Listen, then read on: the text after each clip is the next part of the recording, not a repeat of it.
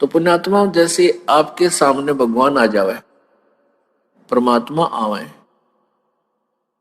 तो आपका कैसा व्यवहार होगा? ठीक है, कोई निर्धन है वो माया मांगेगा, निसंतान संतान ही मांगेगा, जैसे आपके लिए हर्षद चल रही है। लेकिन आपको वास्तव में ये पता हो ये भगवान है, आप आपके हृदय मान ले, तो फिर आपका कैसा व्यवहार होगा? अरे सामने भगवान खड़ा है और आप कैसे बोलोगे, कैसे विचार करोगे, कैसे उनके प्रति भावना रखोगे? उनको अंतर्यामी जान के आप मन में सोच भी गलत नहीं ला सकते, और लेनी भी नहीं चाहिए। और न ही गुरु जी के सामने यानी प्रभु के सामने झूठ बोलना चाहिए, क्योंकि फिर सारे फाउल पॉइंट है।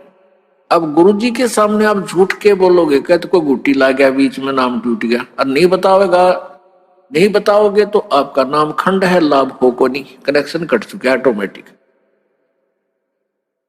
तो यह झूठ बोल के भी के आपने फिर फायदा हुआ, लाभ हुआ? हानि हुई, बल्कि लाभ नहीं हुआ। और भी कोई माता धो गया को कोई और किसी भी कारण से नाम खंड हो जाता है, तुरंत बताना चाहिए। ठीक है, ये दास क्या करेगा, थोड़ा बहुत धमकावेगा, करड़ा करूंगा, भाई गलती है, खबरदार, जैसे आपने नियम भंग किए हैं, तो आपका नाम फिर शुद्ध कर दिया जाएगा, री उपदेश दिया जाएगा, नहीं तो आपका कामयाबी नहीं मिलेगी आपको। लेकिन बार बार यह हैबिचुअल नहीं होना चाहिए, अगले नाम तो मिल ले जाएगा। इसका कोई समय होता है, इसकी लिमिट होती है, कितनी बार किन परिस्थितियों में आपने से खंड हुआ, फिर वो नाम आप चाहे 20 बार ले लियो, काम करना बंद कर देगा। तो इसलिए हमने बहुत डर के, जैसे माता गर्भ को रख यत्न बना और ठेस लगे तो छन हो तेरी ऐसे भक्ति जा। किसी बहन बेटी को काफी समय के उपरांत गर्भ रहा हो, फिर वो जाने है उस बच्चे की, उस गर्भ की वो कितनी चिंता करती है। रात में भी करवट लेते समय भी एकदम आंखें खुल जाती है, तो देखती है कहीं मेरे बच्चे पर दाब तो नहीं आएगी, कहीं बच्चा मेरा खराब तो नहीं हो जा। ऊंचे नीचे पर पैर टेकते समय भी वो कई बार सोचती है। तो पुण्यात्माओं, ऐसे ही ये भक्ति रूपी गर्भ को आपने ऐसे यत्न बनाकर बचा कर रखना पड़ेगा, फिर ये अनमोल लाल आपको मिलेगा। ये बकवादकरण की बात नहीं है, ये मजाक की बातें नहीं है, इनको हृदय में धरना पड़ेगा कि हम क्या करने आए हैं, किस उद्देश्य से हमने उपदेश लिया है। ठीक है, शुरू प्रारंभ में हम आते हैं कोई दुख निवारण के लिए, वो भी होगा, क्योंकि भगवान सारे काम करेगा,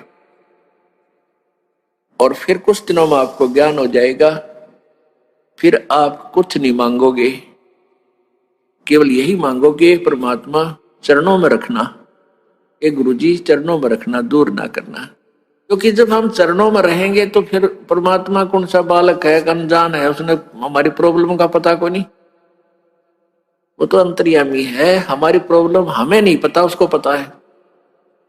और जो सच्चे दिल से अनन्य मन से पतिभरता पद पे आके भक्ति करते हैं, पतिभरता पद का अर्थ है कि किसी और इष्ट की पूजा नहीं करे, केवल अपने कबीर परमात्मा की, नथिंग एल्स। तो ऐसे पतिभरता स्त्री की कहते हैं, जो जब ऐसी मदद करता है परमात्मा,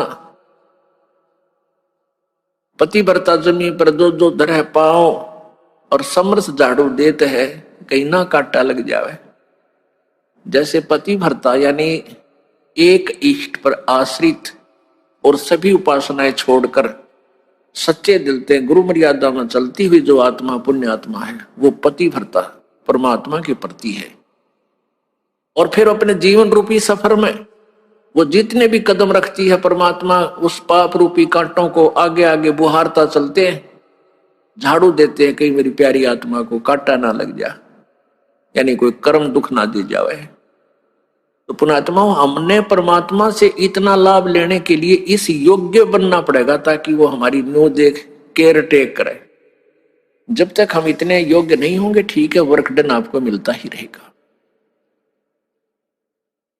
और कहते हैं कबीर हरि जय रूठ जा, तो गुरु की शरण जाए और कहे कबीर गुरु रूठ गया था ना, हर नहीं करे सहाय, यानी तुम्हारा राम रूस गया, आपत्तियां शुरू होगी, वो घड़े का जल समाप्त हो गया, गुरु की शरण में जा, यानी पूर्ण संत के पास शरण में पहुंच, और कह कबीर गुरु रूठ गए तो हर ना करे सहाय।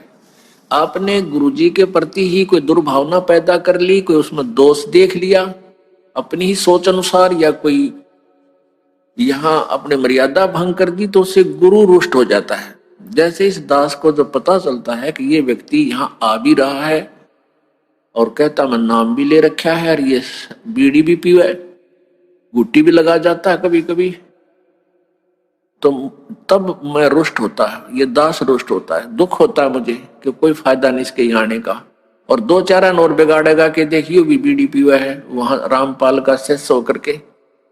तो इससे दास घना दुखी होता है। उस व्यक्ति को चाहिए अपनी गलती स्वीकार करे, दोबारा उपदेश ले ले, शुद्ध करा ले अपने उपदेश को, और भविष्य में नहीं पीवे, अपना कल्याण करवा ले। तो इससे दास दुखी होता है। कोई आन उपासना कर लेता है तो भी दास दुखी होता है कि नहीं, आप पतिव्रता पद पर नहीं रहे, भगवान आपको मदद करेगा नहीं, फिर लाभ क्या होगा यहाँ डरे धक्के खान का, यहाँ आने का कोई लाभ आपको नहीं प्राप्त होगा।